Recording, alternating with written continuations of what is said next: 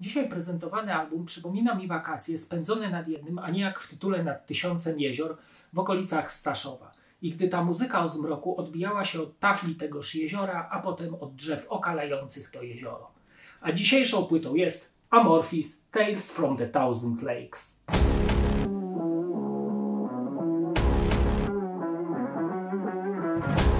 Amorphis powstają w 1990 roku w Helsinkach w Finlandii. Początkowo grają doom metal, następnie melodyjną odmianę death metalu.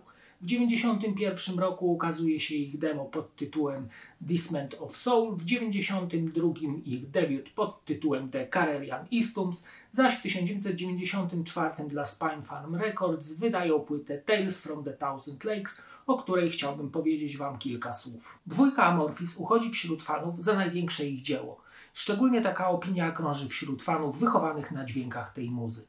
Muzyka zawarta na albumie to melodyjny doom death metal ze sporą ilością klawiszy oraz elementów folkowych, gdzie atmosfera wylewa się niemalże z każdego dźwięku. Utwory na albumie utrzymane są głównie w tempach wolnych bądź średnich. Słuchacz w ogóle obcuje z muzyką utrzymaną w klimacie późno jesiennym bądź zimowym, na pewno nostalgicznym.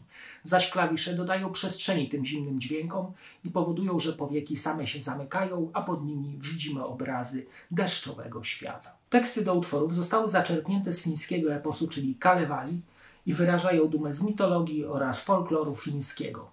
W sposób jednoznaczny i bardzo fajny łączą się z muzyką oraz riffami gitarowymi, które również bardzo dużo czerpią z ichniego folkloru. Wokal Tomiego jest głębokim growlem i on dominuje na płycie. Co prawda co jakiś czas pojawia się czysty śpiew, jednak nie jest on ciekawy i w sumie album lepiej by się obronił bez tych fragmentów. Riffy są ciężkie, melodyjne, nawet zapadają w pamięć. Co jakiś czas pojawiają się solówki gitarowe bądź klawiszowe i one zahaczają o prog rocka lat 70. w swojej stylistyce. Płyta została nagrana w słynnym Sunlight Studio przez Thomasa Skogsberga. Produkcja na pewno daleka jest od doskonałości, jest przytłumiona i gęsta, jednak klimatem pasuje do zawartości muzycznej płyty. Wiem, że już się tak nie gra i ten album stanowi doskonały skok w przeszłość i do odkrycia muzyki, która została zakopana gdzieś w zakamarkach naszej pamięci. Muzyka na albumie jest bardzo depresyjna, dołująca, więc najlepiej sprawdza się w szare, deszczowe dni i wtedy pokazuje całe swoje piękno. To posłuchajmy teraz fragmentów tej mrocznej płyty. The Castaway to kawałek, w którym zawarto całą piękną muzykalność Tales from the Thousand Lakes. Growlowe wokale i klimat sączący się z każdego dźwięku, do tego tekst opowiadający o orle, który swoim ogonem muska tafle morza, rozbudzają wyobraźnię słuchaczy.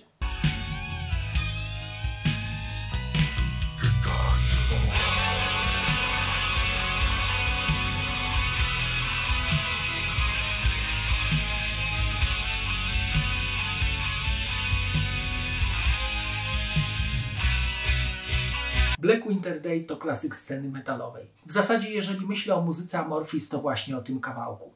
Jest to taki utwór, który jest w taki sposób skomponowany, że gdyby coś dodać lub odjąć, to nie byłoby już to samo. Jest on genialny, wspaniale skomponowane klawisze, do tego zapadające w głowę riffy, tworzą klimat nieziemski. Zaś tekst mówi, że w czarny zimowy dzień możesz się poczuć tak samo jak w piękny wiosenny poranek.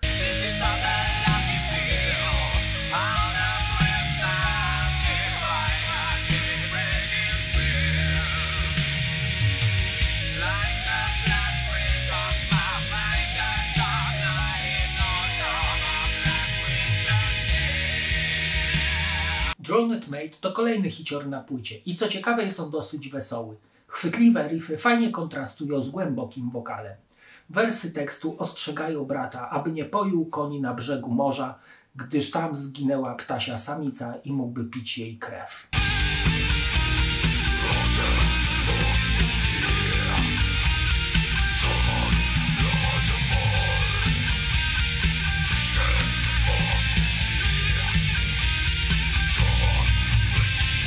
I na koniec dostojny Forgotten Sunrise, utwór z bardzo ciekawymi, jakby ślizgającymi się klawiszami, fajną solówką oraz ciężkimi, ale melodyjnymi riffami. Tekst według mnie jest alegorią samotności, którą pragnie się porzucić.